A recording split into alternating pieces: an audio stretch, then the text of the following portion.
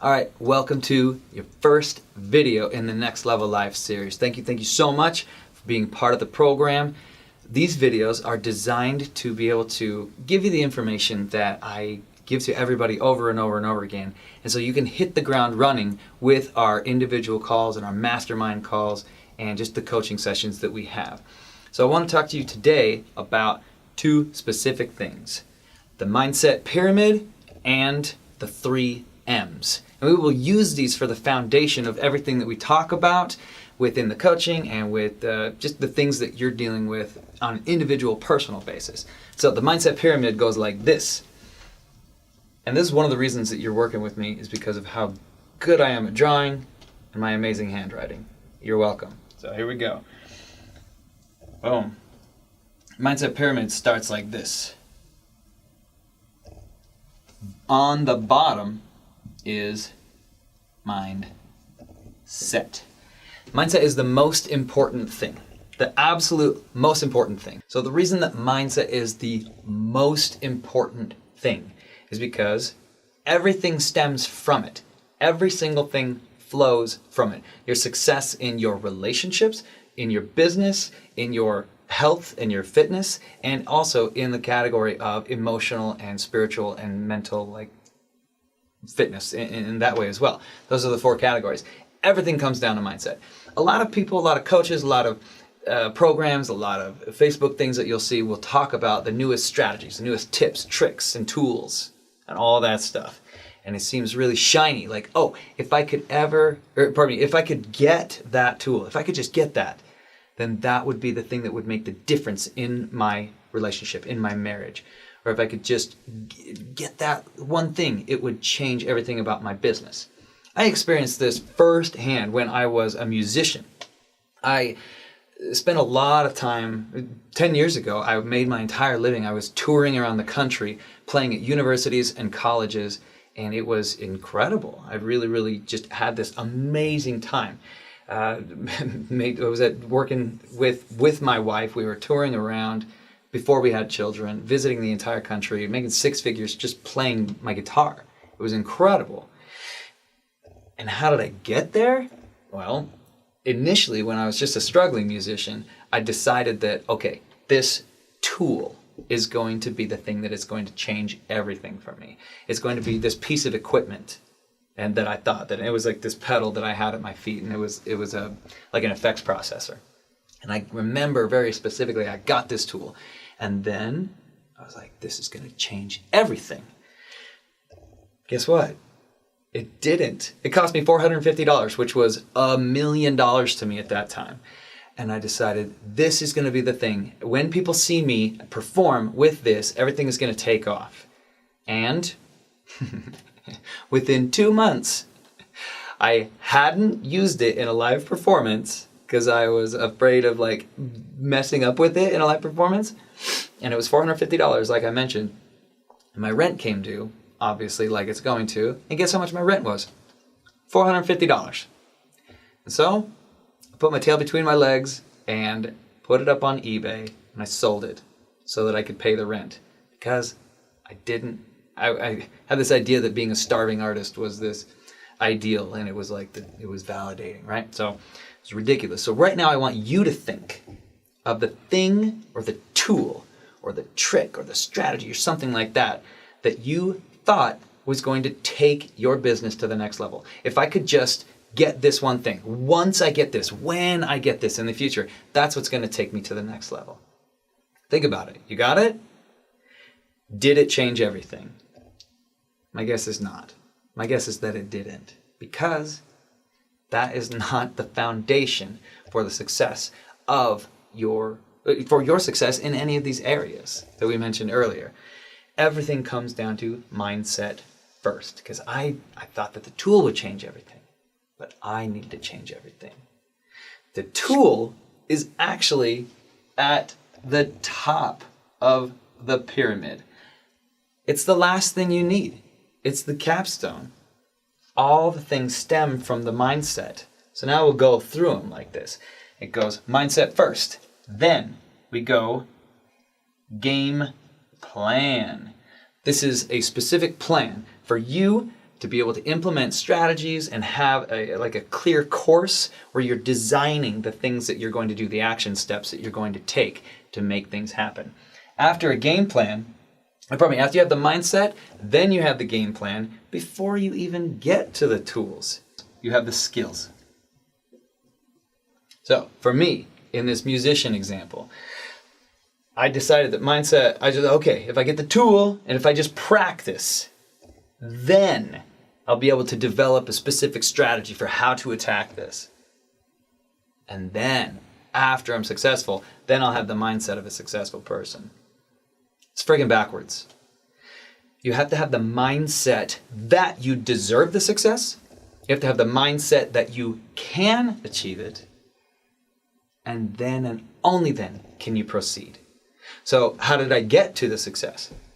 Because it wasn't about that tool, it wasn't about that thing. For a photographer, you might think that you need the biggest, latest camera, the nicest camera. Once I get that camera, then my photography business will take off. If you are a network marketer, you might think, okay, I need to get this email list, or I need to get this PDF of the 5 top strategies or something like that. That's that tool. And once I get that, then my business will take off. If you are running a marketing business, okay, I need this email list, then this email autoresponder, and then and only then will my business take off. It's rarely going to be the thing that's going to change everything. Because if you don't have the successful mindset, then you won't implement the tool properly. It doesn't go down like that. It starts from up. So you have to have the mindset. So what I did is I actually went to a personal development conference. It was incredible. It was about 10 years ago. Changed my life. What I experienced there was something very specific where I put this goal out that I wanted to be a successful musician. And I was like, okay, I'm just going to do this. I have all these limiting beliefs. I have all these obstacles that I have decided are going to get me, that are going to stop me. And I had this realization through a specific process that I got to change my mindset.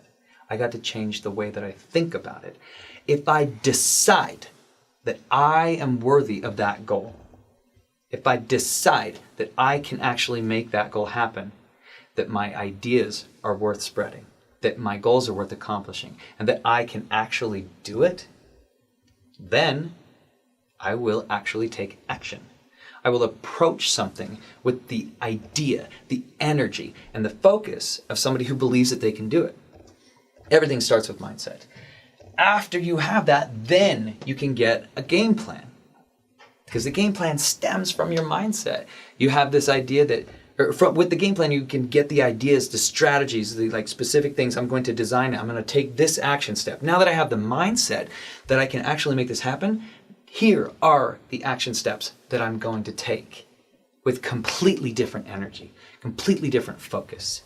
Everything changes. And then from there, you take action steps and you do reps, continual repetitions of those action steps in your game plan. And that's how you develop the skills. Because the mindset of somebody that's successful is, when I implement this game plan, if it fails, it's just another thing. It's just another way to learn. It's something that I learned. It's just another way that I found that didn't work. And so I don't let that stop me, because my commitment is higher than my excuses. So now, after we develop the skills with reps, now we have the skills to be able to implement a tool effectively. And that is where the magic happens. Because, tools totally make a difference. But they only make a difference to somebody who has the idea that they're going to make, somebody that has the idea that they deserve to use them in a way that will be effective. So right here, we go mindset, then game plan, then skills, then tools.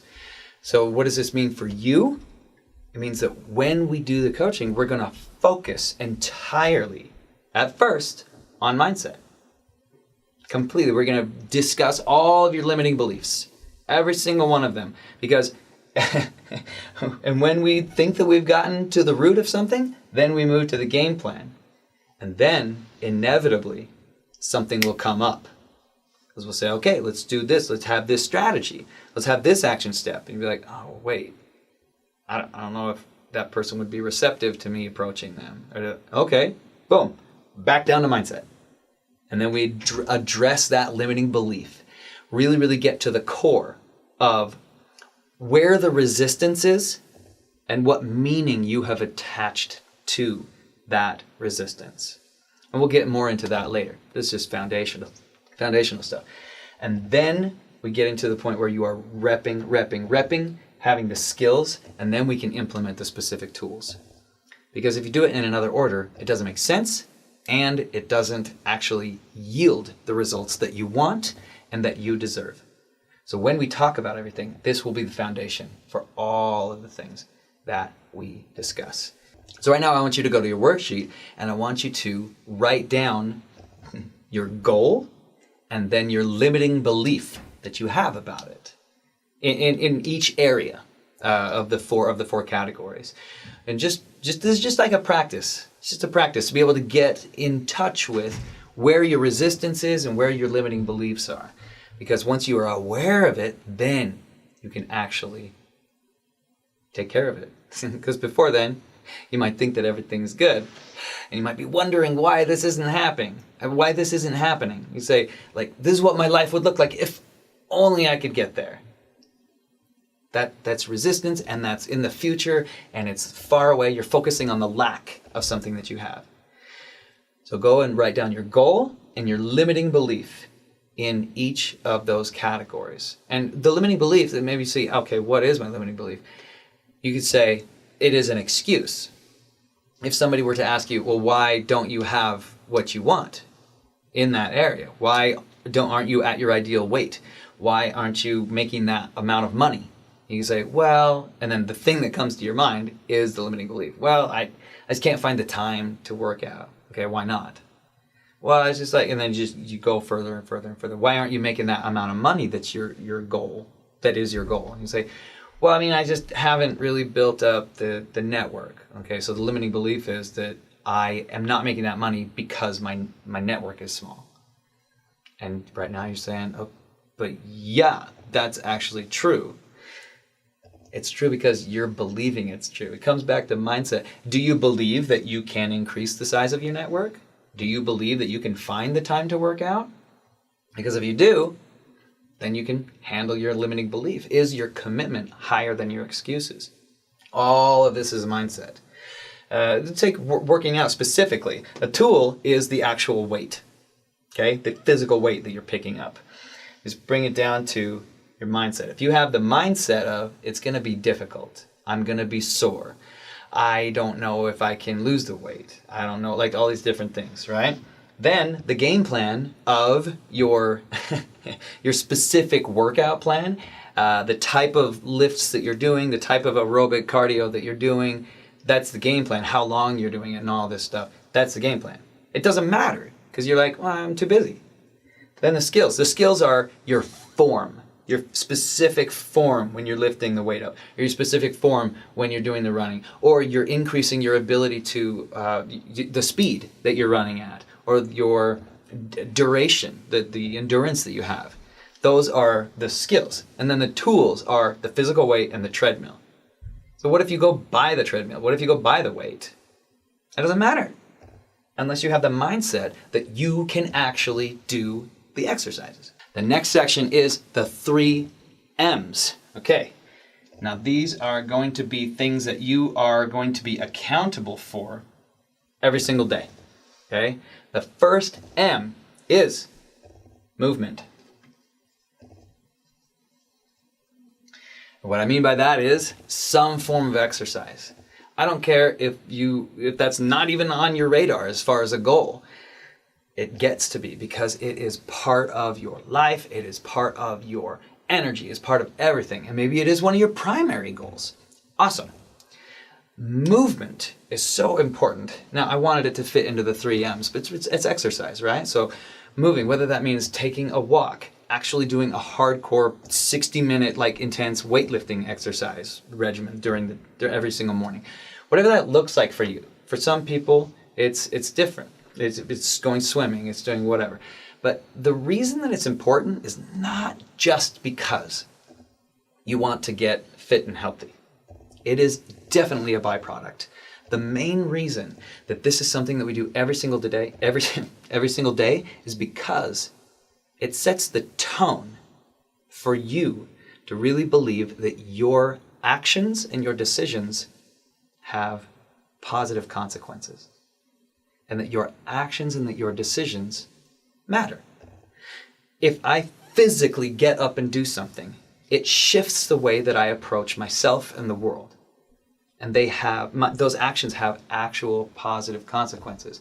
And it allows me to really understand my relationship with myself, with my world around it, how I interact with my body, and every single thing. It gets your heart rate up. It's so, so important. So many people want to feel better in their life. I saw a meme one time that said, how do I get over social anxiety? It was like a Yahoo answer or Yahoo question or something like that. It said, how do I get over social anxiety? And the person said, the person answered, you exercise 15 to 20 minutes every single day, eat healthy, and get 8 hours of sleep every night, and go out and talk to people every single day. Don't stay on your computer all day. And that person responded underneath them saying, it's cool. I'll stay with social anxiety. Thanks. We're good. I thought it was funny, but it was so on the nose. Like, if you want something, you have to have the mindset first, but you have to be able to you have to be able to take inspired action. And it's so simple. It's the simplest things, but we make it too complicated. Now, there's a difference between easy and complicated, right? Or probably easy and hard. Easy and hard, and simple and complicated. Because things can be very, very simple, but not very, very easy. And we want to make them complicated, right? So that we don't have to do anything, because we can hide behind the complexity of things. And things might not be easy, and so we love to say that they're hard, and then also we get to hide behind, well, it's hard for me. So I feel validated that I'm still like putting in the effort, even though it's very, very hard. So let's make sure that we understand how simple things really, really are. And then we can go from there and actually make them easy. Let's do it. So the first one is movement. You're just going to be doing something to move every single day. And the next M is meditation.